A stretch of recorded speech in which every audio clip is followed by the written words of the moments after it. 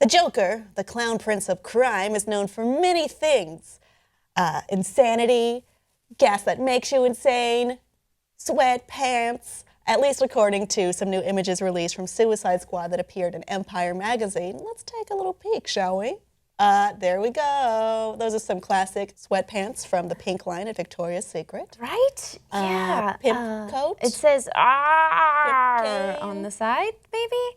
Maybe? Did he really tattoo his name across his stomach? Yeah. Is my question. Because the Joker life chose him. We have some stills from the movie, which make me pretty excited. This is Margot Robbie as not quite Harley Quinn, but Harleen Quinzel, which is pre-Harley Quinn, before she snaps into that descent into mad love. I think she looks great as the Doctor, and I think the lighting in the scene looks great, and then that ruins it right there. No, that's not so bad. I mean, he's wearing a straitjacket. I don't know. Yeah, that looks like the combed back hair. It reminds me a little bit of a classic scene from Batman the Animated Series. It's from the episode Mad Love, the introduction of Harley Quinn as a character at all into the entire DC canon.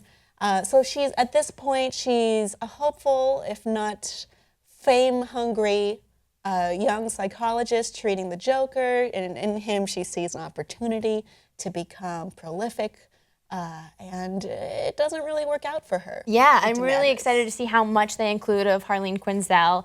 I am not excited about this portrayal of the Joker so far. I'm going to watch the movie, I'm going to try and go in with an open mind, but it just feels like it's just hitting insanity on the nose, whereas the Joker, like, there's some sense of, I don't know, playfulness about it instead of just crazy town, which seems like what the tattoos and all the colorfulness is going towards. Well, there have been, I would say there's a spectrum of where the Joker is and where he's played in certain depictions of him.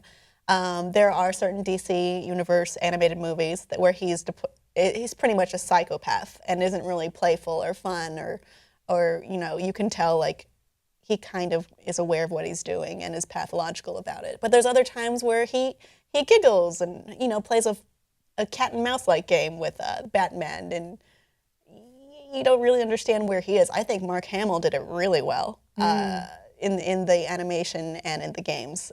That's my favorite one. I said it before though. But then there's also the Heath Ledger portrayal. The classic Batman portrayal. It's all over the place. Yeah, I think I'm tainted by Heath Ledger because he brought such a darkness to it, but also a truthfulness. You really wondered about that Joker's past and what had happened to make him this way. Whereas with Leto, it doesn't feel the same amount of grittiness that Ledger did, and I loved that portrayal, and I don't know if it can be topped, and especially not with this campy, colorful. That's a tall order to top Heath Ledger, and I don't think it's going to happen. I hope that's not his goal. Yeah. Because that's very hard to do, especially at a point right now where we have public perception where it is of, I don't know about this. Let's take a few other looks, though, at some of the released images. All right, so we have Will Smith as Deadshot, getting some kind of direction to tilt his head. He's looking very mature these days, and I think it makes his face more interesting. I'm excited to see him in another action role, and he hasn't played anything super big in a couple years. There he is with his former co-star Margot Robbie again. There she is on the silk from the trailer. What is the song that was played? I Played a Joke. Oh yeah, great song. And then finally, someone who's not Margot Robbie or Will Smith or Jared Leto, Cara Delevingne as the Enchantress. But it seems like this might be the point where she's not fully immersed into that persona just yet, or maybe she is. I don't know which one to look at. Her eyes are so interesting, and they just tell their own story that I'm very excited to see her in this. Although, did you read the quote that she said that she thought that women in superhero movies were just portrayed in a very sexist light and then accepted this role, but obviously... maybe there's more to it than we think so far. Maybe so. Maybe it's just hard to turn down that paycheck. Well, it's also, what's the easiest way to market a movie? Not this nuanced character build-up. It's more like, Look! Look how sexy they are. Yeah, but, you want to touch them. Yeah. Also, they have interesting character arcs and are interesting people, but whatever. Wait for this character journey. Well, I guess we will wait for this character journey.